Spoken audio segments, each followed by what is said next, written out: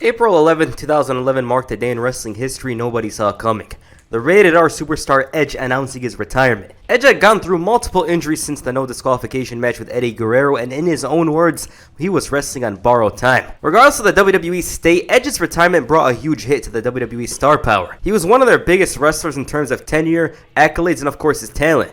Most importantly, it deprived Edge of a proper ending to his career. The premature ending really hit hard, and the hopes of an Edge return were essentially zero. This was clear to the viewer because whenever he appeared on TV, he wouldn't even attempt a single strike, let alone spear. Advances in medical technology turned a surefire retirement into a potential return. Wrestlers around the mid-2010s started undergoing stem cell treatment. You heard Kevin Nash was treating for his knees in Colombia, Rey Mysterio who was reborn. When he came back to WWE in 2018, the man was wrestling better than he did in the previous 10 years. Edge, of course, hearing about this was very interested. At this point, he had undergone surgery and in addition stepped away from the squared circle for several years. He also hit his first spear on Elias at SummerSlam. Edge was so confident of an in-ring return but knew that he had to get cleared by WWE, which was going to be a tough task. You started hearing rumors around October 2019, but Edge denied them. Another hint towards his return was the end of the Edge and Christian podcast. Both men took a break from the show just in time for the Royal Rumble. Before this video starts, I'd like to give a special shout out to our sponsor for this video, the Ridge Wallet. The Ridge is currently celebrating its 10-year anniversary, and with 10 years of great reviews and iconic wallets, Ridge is obsessed with making durable, space-saving gear you'll actually use. Stock up with a minimalist wallet, key case, ring, or watch for a more organized everyday. Now, the reason why I personally like the Ridge is efficiency and effectiveness. A regular wallet will feel unnecessary if you touch one of these. Why? Because everything is stored in place and all you gotta do is push from underneath and all of your cards come out. Same with the key case. I carry this every day and it's so simple, and sometimes simple is what we need. Plus, I don't have to worry about the keys disappearing from my pocket. They're all in one simple place. The designs on both are sleek and cool, and with over 30 colors and styles including carbon fiber and burnt titanium and over 50,000 5-star reviews, the Ridge is the right choice for you. The Ridge team is so confident that you'll like it that they'll let you test drive it for 99 days. You can send it back for a full refund if you don't love it. Get the best offer with the link ridge.com/premier. That's ridge.com/premier, and right now you can save up to 40% through March 26th. Now, the thing with this return is that it wasn't outright obvious. There was a thought of, oh, maybe he's coming back, but it had to be seen to be believed, and if anything, CM Punk had a better chance of returning at that Royal Rumble than Edge. But he did, and it was one of the greatest moments in recent memory, because this was a man that had gone through a multiple amount of trials and had to retire prematurely. Then he had to scratch and claw just to be cleared. It took a while, but it's better late than never. That image of Orton and Edge standing face to face is a moment in history, and the dream matches were starting to be talked about. Edge and AJ Styles, Edge and Seth Rollins, and there's not many wrestlers who were more deserving of having closure to their career than Edge. And knowing that he had to shake off the ring rust, they paired him with one of the most experienced wrestlers in the entire WWE. Randy Orton. While some fans were disappointed that Edge was feuding with somebody he had a history with, it made sense because it allowed for Edge's return to start off with a bang and give him another obstacle to overcome. And plus, it gave us heel Randy Orton, who was the coldest and calculated than he had been in about a decade. Orton claimed he was coming from a good place, worried about Edge being away from his family, and even RKO'd Beth Phoenix. However, the story quickly took a hit because of COVID. No crowds deprived Edge of an incredible WrestleMania comeback, and in some ways took the heat off this feud. Their last man standing match at WrestleMania took a hit without the crowd because it allowed for them to experiment more. The result was a very, very long match that had deserved a much shorter in length. It was 37 minutes, and they cut the time off a bit. The match would have been better. For Edge, he returned the favor to Randy Orton, but showed a lot of emotion doing it. Instead of moving on, Orton wanted a rematch, but in an entirely different situation. A normal singles match. It was dubbed the greatest wrestling match of all time to its detriment. Why? Why would they call it that despite knowing that it would be almost impossible to deliver upon that promise, especially in front of NWA's fans? We don't got much of a crowd to elevate the match a bit, yet they're calling it the greatest match of all time? Marketing. People are going to be more curious to see the match. It's going to be, I want to see how they fail. I want to see if they're going to try to get closer to be called just that. Nobody thought it was going to be the greatest match ever. We just thought, oh, these guys are going to push to the very limit and try to give us a great match. The promos between the two were very impressive, and in some ways the lack of a crowd benefited both men from that area. The match itself, despite the tagline, was excellent, and what helps its case is that it felt like a throwback match from the 2000s. Both men would have you believing you were watching a match from 2005, and I don't mean that in a bad way. The slow build, the usage of the suplex as a big move, stealing each other's finishers. It felt like two old heads showing everyone how it's done. Unfortunately though, you can't have a good thing, especially if you're Edge in 2020, because he tore his tricep. Orton won the match and started building momentum for SummerSlam while Edge was nursing an injury. What made this even worse than it was the fact that Edge was sidelined for 7 months. A man who was clearly not sticking around for long had to go away. The crowds hadn't seen him in a proper match, and the rumors at the time were that Edge and Orton's story was leading to the tiebreaker at WrestleMania. These claims were put to rest at the Rumble as Edge won from the #1 spot, and doing so after eliminating the Viper. Their feud was wrapped up on Raw the next night with Edge victorious after an Alexa Bliss distraction. It's somewhat unfortunate that Edge and Orton didn't really have closure to the feud, but because the Rated R Superstars run had an end date, it was best to have him face fresh talent. Talent such as Roman Reigns. Roman Reigns had become the final boss of WWE with his heel turn and easily his best work up to this point. Edge being the foil to his long championship reign was interesting because this was a man who retired as champion. So not only did he retire out of force, he lost the title as well. There was a big story and a big threat to the title reign. It was cool. It would have been funny though if somebody made it a triple threat match though, right?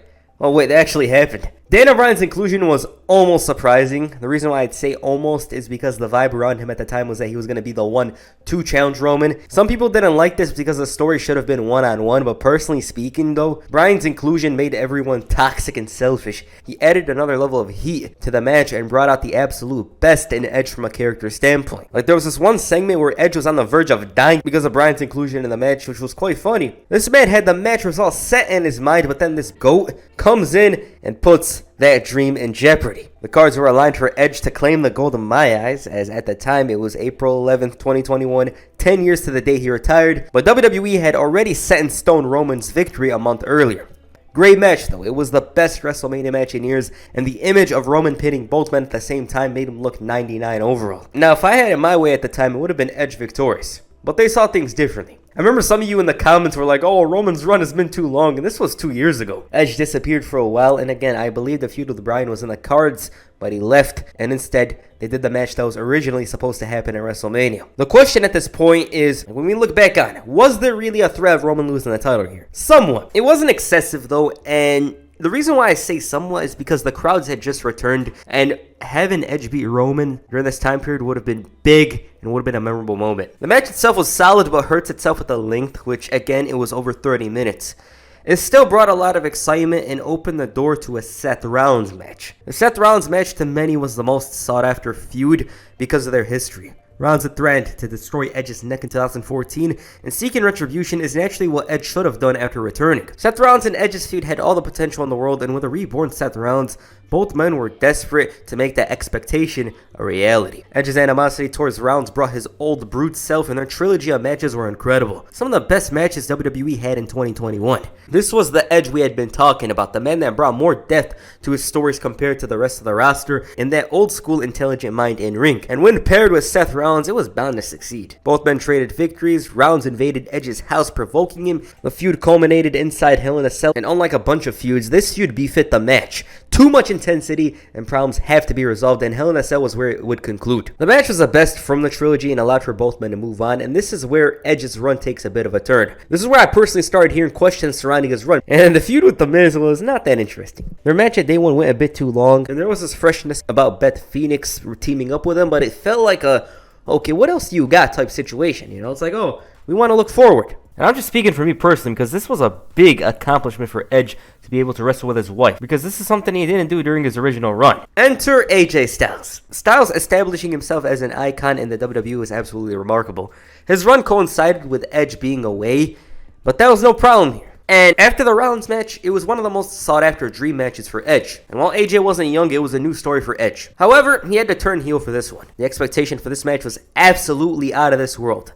And the expectations, I'm not saying right now, were higher than Rob Van Dam in 2006. And Edge wanted to experiment becoming a different kind of heel. Even changed his theme song. And this was very risky because, for one, it came at a late point in his career, and deviating away from something that's working is almost never a good thing. The match with AJ Styles at WrestleMania was not what we thought it would be. It was solid, but it lacked the final part. You know, if there's 3 parts in the match, this match missed number 3, and that's what hurts it. For Edge, it was the beginning of the faction that to this day he's still tied to, the Judgment Day. The Judgment Day is a way of focusing on the younger stars and giving them a bigger platform.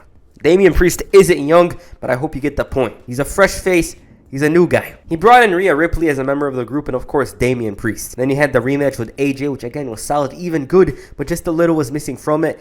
And the Judgment Day thing in itself had some problems as well. The way they were portrayed was very inconsistent. They were insulting cities but being mysterious at the same time. And the later version of Judgment Day found a balance to things, but for the time being, it was questionable. And the faction that Edge had worked so hard on to make a success was taken away from him. This was the best case scenario because he was meant to be a face in this run. Me personally, I like the idea of him having remorse for his actions years ago and wanting to close things out the right way. The Judgment Day under new management attacks him and he disappears again. They tease his return. He comes back at SummerSlam and in his hometown of Toronto has a great match with Damian Priest. The feud with the faction intensifies. They take him out. He returns again and the I Quit match with Finn Balor was very heated. There was so much drama to come out of it, and the match established the Judgment Day as a group that would go to any length to win a match, even assaulting Beth Phoenix and leaving her battered from a concerto. Edge went away to film the Percy Jackson Disney series, and to the surprise of nobody, he returned at the Rumble to resume his feud with the Judgment Day. The feud is back on.